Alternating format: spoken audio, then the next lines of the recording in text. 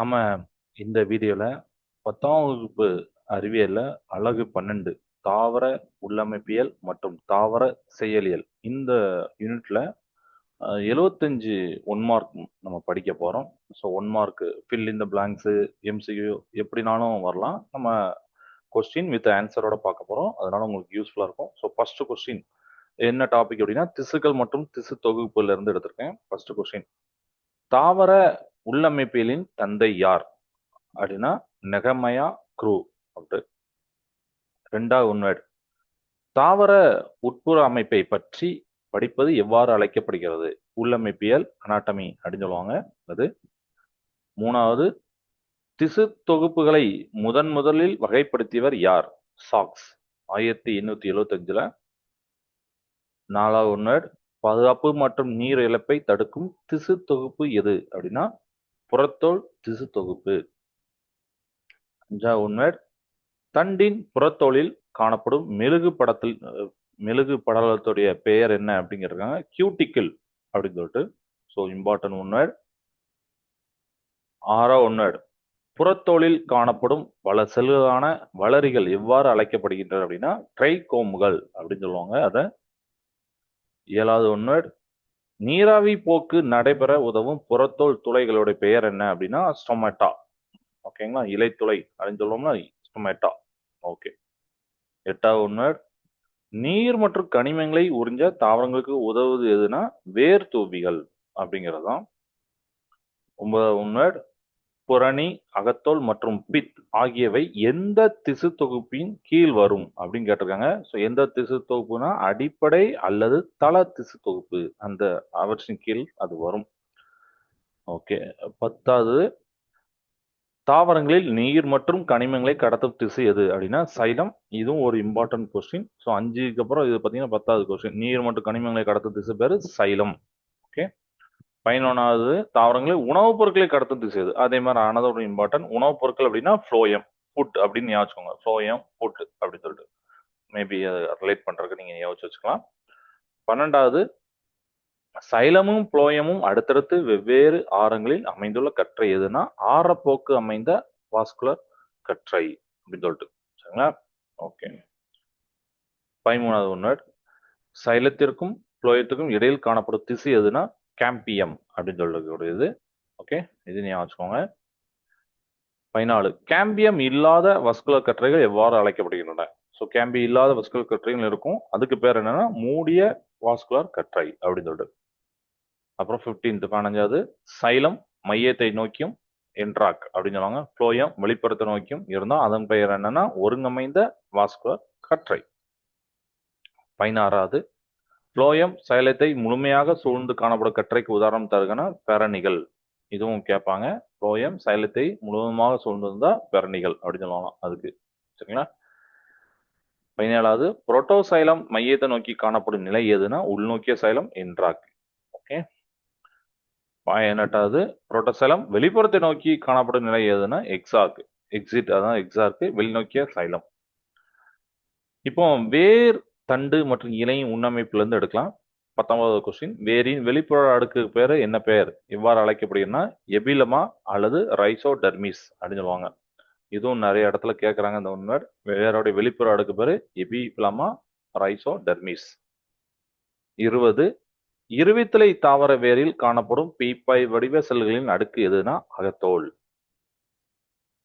21 வேரின் அகத்தோல் சோர்களில் காணப்படும் மெழுகு பொருளால் ஆன பட்டைகள் எவைனா காஸ்பெரியன் பட்டைகள். அகத்தோல்ல காணப்படக்கூடியது மெழுகு பொருளால் ஆன பட்டைகள். 22 காஸ்பெரியன் பட்டைகள் அற்ற அகத்தோல் செல்கள் எவ்வாறு அழைக்கப்படும்னா அது பேரு வழி செல்கள். காஸ்பெரியன் பட்டைகள் இல்லாத அகத்தோல் செல்கள் வந்து வழி செல்கள். 23 பக்க வேர்கள் எதிலிருந்து தோன்றுகின்றன பெரிசைக்கிள். பக்க வேர்கள் பெரிசைக்கிள் இருந்து. 24 இருவித்திலை தாவர வேரில் சைலக்கற்றங்களின் எண்ணிக்கை என்னன்னா 4 முனை சைலம் அப்படின்னு சொல்லிட்டு. ஸோ இது ஞாபகம். இரு விதை தாவர வேரில் சைலக்கற்றங்களின் எண்ணிக்கை 4 முனை சைலம். 25 எந்த வேரில் பித் அல்லது மெடுலா காணப்படுகின்றன ஒரு விதை இலை தாவர வேர். ஓகே, அதுல தான் காணப்படுகிறது. 26 இரு விதை இலை தண்டு புறனில் காணப்படும் தரச அடுக்கு எது அப்படின்னு கேட்டிருக்காங்க. ஸோ தரச அடுக்கு, அது ஞாபகம் அந்த வார்த்தையை, அகத்தோல். சரிங்களா? 27 இருவிதிலை தண்டில் காணப்படும் வஸ்குலர் கற்றை வகை எது அப்படின்னா ஒன்றிணைந்தவை, ஒருங்கமைந்தவை மற்றும் திறந்தவை. ஓகே. 28 ஒரு விதையிலை தண்டில் வாஸ்குலர் கற்றைகள் எந்த வடிவில் காணப்படுகின்றன? மண்டை ஓட்டு வடிவம். 29 ஒரு விதையிலை தண்டில் சைலக்குழாய்கள் எந்த ஆங்கில எழுத்து வடிவில் உள்ளன? ஒய் வடிவம். சரிங்களா? ஒய் ஒய் வடிவத்தில் இருக்கும். 30 சிதைவடைந்த புரோட்டோசைல கூறுகளால் உருவாகும் இடைவெளி எது அப்படின்னா புரோட்டோசைல இடைவெளி. 31 இலைகளின் மேல் மற்றும் கீழ் புறத்தோலுக்கு இடையே காணப்படும் தள திசு பேரு என்னது அப்படின்னா இலை இடை திசு அல்லது மீசோஃபில் அப்படின்னு சொல்லுவாங்க. 32 இரு விதையிலை இலையில் நெருக்கமாக அமைந்த நீளமான பாரங்கைமா செல்கள் எவை? பாலிசேட் பாரங்கைமா. 33 ஒரு விதையிலை இலையின் மேல்புற தோலில் காணப்படும் பெரிய மெல்லிய சுவருடைய செல்கள் எவைனா புள்ளிபாம் செல்கள். இப்போ அடுத்து பசுங்கணியம் மற்றும் ஒளிச்சேர்க்கையிலிருந்து பார்க்கலாம். 34வது பசுங்கணியத்தில் உள்ள மேட்ரிக்ஸ் பகுதி எவ்வாறு அழைக்கப்படுதுன்னா ஸ்டோராமா அப்படின்னு சொல்லிட்டு. 35 ஸ்டோராமாவில் காணப்படும் தண்டு வடிவ அமைப்புகளின் பெயர் என்னன்னா தைலகாய்டு. 36 தைலக்காய்டுகள் அடுக்கப்பட்ட நாணயம் போன்ற அமைப்பு எதுனா கிரானம் அப்படின்னு சொல்லிட்டு. 37 ஒளிச்சேர்க்கையின் போது வெளியேற்றப்படும் வாயு எதுனா ஆக்சிஜன். இதையும் கேட்பாங்க. ஆக்சிஜன் ஞாபகம். கார்பன் டை ஆக்சைடை உள்ள எடுத்துக்கிட்டு ஆக்சிஜன் வெளியில விடும். சரிங்களா? ரைட். 38 ஒளிச்சேர்க்கையின் முதன்மை நிறமி எதுனா பச்சையம் தான். பச்சையம் ஏ அப்படின்னு போட்டிருப்பாங்க. ஓகே, அதனால அந்த ஏவும் ஞாபகம். பச்சையம் ஏ, ஏன்னா பின்னாடி பச்சையம் பி அப்படிங்கிற மாதிரி ஒரு ஒன்னோடு வரும். அதனால இப்போ சொல்றேன். ஒளிச்சேர்க்கையின் வினை மையம் எதுனா பச்சையம் ஏ. இதுல பச்சையம் பி வரும். அதாவது துணை நிறமிகளுக்கு ஒரு உதாரணம் தருக அப்படின்னா கரோட்டினாய்டு அல்லது பச்சையம் பி. சரிங்களா? அதனால ஒன்னோட நல்லா பார்த்துக்கணும். இதுலதான் பச்சையம் பி வரும், கரோட்டினாய்டு. ஒளி சார்ந்த வினை பசுங்கணித்து எந்த பகுதியில் நடைபெறுகிறோம்னா கிரானா பகுதியில் நடைபெறுகிறது. ஓகே, ஞாபகம் இந்த ஒன்னோட இம்பார்ட்டன் வேர்ட். 42 ஒளி சாரா வினை. இது வந்து இருள் வினையுமாங்க. பசுங்கணித்து எந்த பகுதியில் நடைபெறுதுன்னா இது ஸ்டோராமா. ஸோ இந்த ரெண்டு ஒன்னோடு நல்லா கிளீனாக பார்த்தீங்கன்னா மாற்றி எழுதக்கூடாது. அது ஒளி சார்ந்தது அப்படின்னா கிரானா, ஒளி சாராதுன்னா ஸ்ட்ரோமா. சரிங்களா?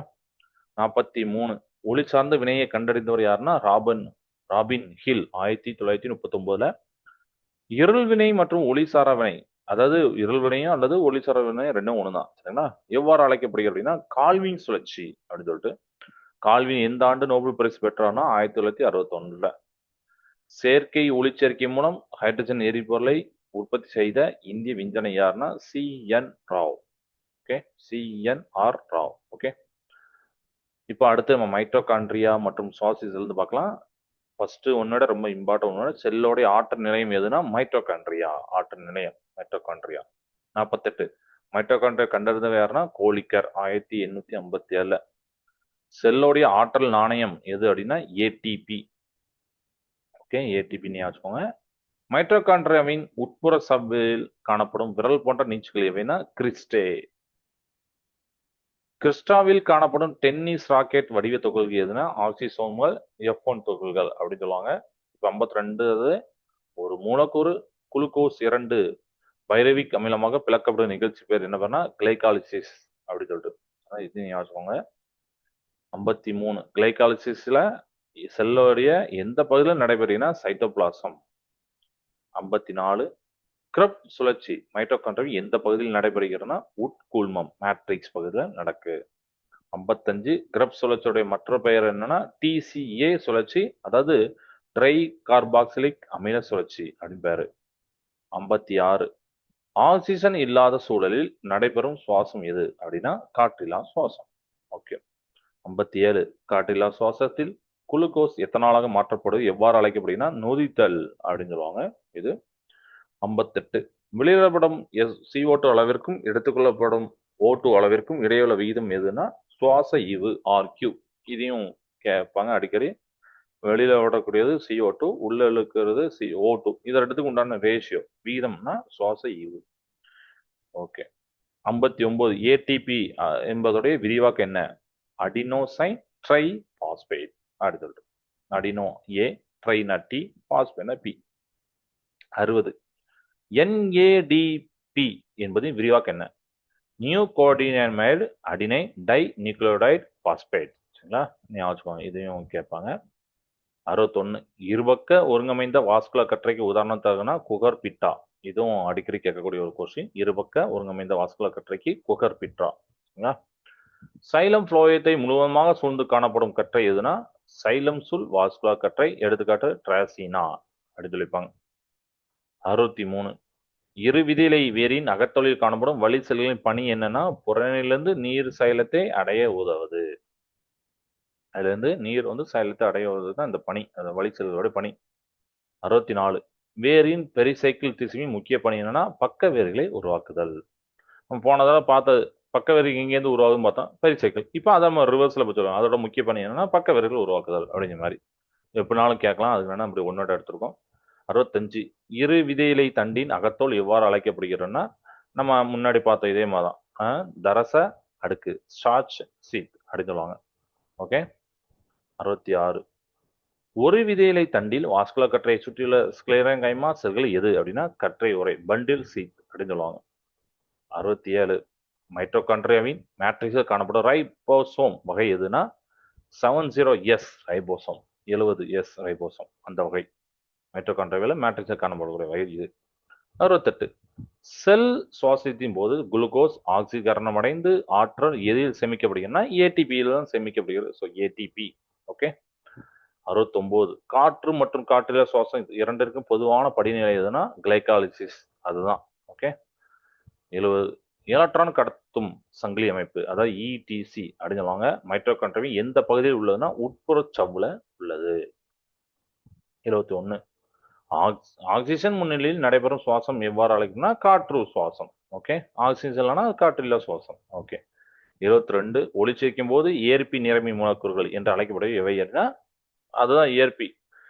ஸோ துணை நிறமிகள் சொல்லக்கூடிய துணை நிறமிகள் நம்ம முன்னாடியே பார்த்தோம், பச்சையும் பியும் அப்போ கரோட்டினாய்டு, அதுதான் துணை நிறமிகள், அதுதான் ஏற்பி நிறமி மூலக்கூறுகள் அப்படின்னு அழைக்கிறது. 73. இறை விதையிலை இலையில் வாயு பரிமாற்றத்துக்கு உதவும் திசு எதுனா ஸ்பாஞ்சி பாரங்கைமா. 74. மைட்டோகாண்ட்ரியாவை செல்லின் ஆற்றல் நிலையம் என்று அழைக்க காரணம். நம்ம முன்னாடி பார்த்தோம் செல்லின் ஆற்றல் நிலையம் எதுனா மைட்டோகாண்ட்ரியம் பார்த்தோம். இப்போ ஏன் அழைக்கிறாங்க அப்படின்னு ஒரு காரணம் கேட்கறாங்க. என்று அழைக்க காரணம் என்னன்னா அங்குதான் ஏடிபி உற்பத்தி ஆவதால். ஓகே.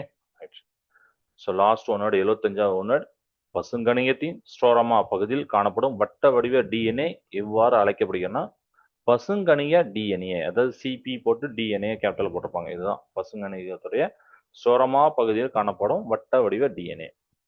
ஸோ இந்த 75 ஒன்னோடையும் ரீட் பண்ணுங்க, இந்த யூனிட்டை கவர் பண்ண மாதிரி ஒரு நம்பிக்கை உங்களுக்கு வரும்.